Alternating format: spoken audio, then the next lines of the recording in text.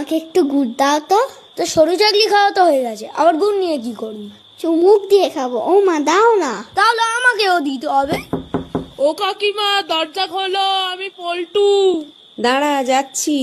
আমাদের বাড়িতে ভালো মন্দ রান্না হলেই পল্টু ঠিক গন্ধ পেয়ে যায়।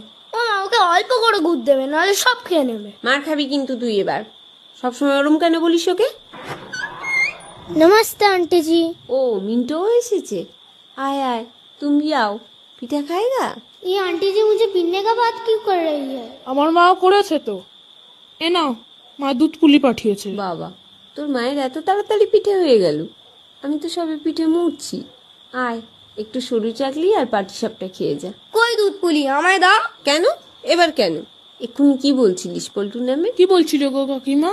আর ও তো এমনি বলছিলাম, পল্টু তো আমার বেস্ট ফ্রেন্ড। হ্যাঁ, সেই তো। ये सरू चाकली क्या होता है? এই যে নলেন গুড় দিয়ে সরু চাকলি, পাটিসাপটা আর রস বড়া। খেয়ে বল কেমন হয়েছে। নলেন গুড়টা দারুণ তো, আর একটু দাও তো কাকিমা। বেশি করে দাও ওকে একটু, আর আমার একটা দুধ পুলি দাও। দুটো দিতে পারো।